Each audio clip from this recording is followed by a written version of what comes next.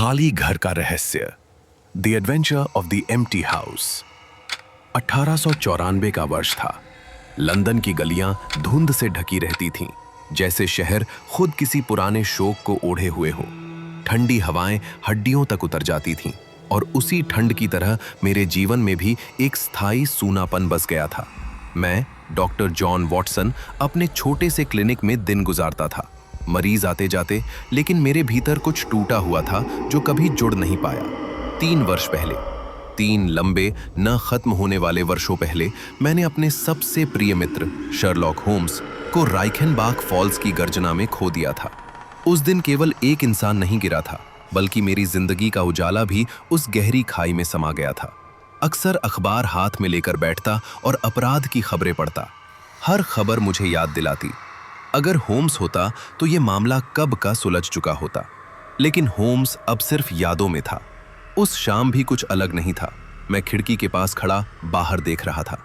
कोहरे में लिपटी सड़कें, गैस लैंप की धुंधली रोशनी और सन्नाटा। तभी ठक ठक, दरवाजे की दस्तक ने मेरी सोच तोड़ दी। मैंने दरवाजा खोला। सामने एक साधारण सा अधेड़ व्यक्ति खड़ा था। झुर्रियों भरा चेहरा, थकी हुई आंखें और एक रहस्यमयी मुस्कान। वो मुझे कुछ क्षणों तक देखता रहा। क्या आप मुझे अंदर आने देंगे, डॉक्टर वॉटसन? उसकी आवाज मेरे दिल ने जोर से धड़कना शुरू कर दिया। ये आवाज, मैं इसे कभी नहीं भूल सकता था। होम्स? मेरी आवाज कांप रही थी, डर, उम्मीद और अविश्वास से भरी। वो मुस्कुराया, धीरे से नकली दाढ़ी हटाई। मेरी आंखों के सामने दुनिया थम गई। वहां शर्लॉक होम्स खड़ा था, जीवित। हे भगवान! मेरे शब्द गले में अटक गए, आंखें भर आईं। तुम जिंदा हो? पूरी तरह, मेरे प्रिय वॉटसन, उसने हल्के हास्य के साथ कहा। मैंने उसे कसकर पकड़ लिया, जैसे अगर छोड़ दिया तो वो फिर किसी झरने में खो जाएगा। 3 वर्षों का दर्द, अकेलापन और अधूरी जिंदगी सब एक पल में बाहर आ गए। तुमने मुझे अकेला छोड़ दिया था, होम्स। मेरी आवाज भारी हो गई।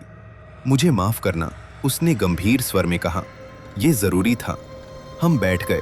चाय की भाप उठ रही थी, लेकिन मेरे हाथ अब भी कांप रहे थे। होम्स ने बताया कैसे राइखेनबाख फॉल्स पर उसने मौत का नाटक किया ताकि मोरियार्टी के जाल से बच सके।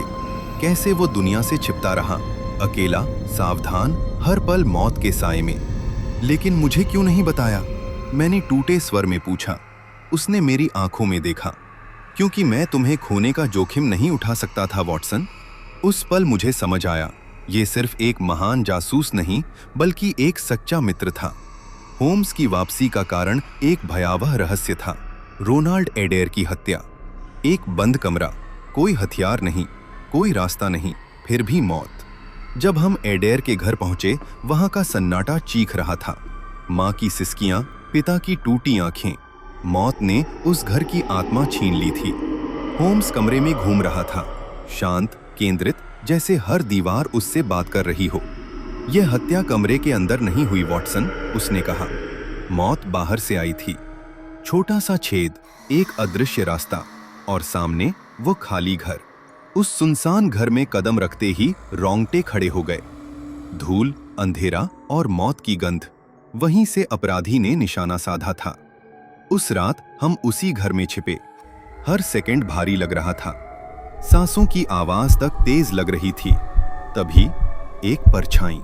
होम्स की आंखें चमकीं। अब एक पल में सब बदल गया। संघर्ष, बंदूक, गिरता हुआ अपराधी, कर्नल सेबेस्टियन मोरन, मोरियार्टी का आखिरी जहर। सच सामने आया। हत्या, लालच और बदले की कहानी सब उजागर हो गया। अगले दिन लंदन में हलचल मच गई। शर्लॉक होम्स जीवित है। मैंने उसे देखा, पहले जैसा ही, लेकिन और भी मजबूत। तुम्हारे बिना यह शहर अधूरा था, होम्स, मैंने कहा। वह मुस्कुराया, वही पुरानी आत्मविश्वास से भरी मुस्कान। और तुम्हारे बिना, वॉटसन, मैं कभी शेरलॉक होम्स नहीं बन पाता। धुंध छट रही थी। लंदन फिर से सांस ले रहा था और हम एक बार फिर साथ थे।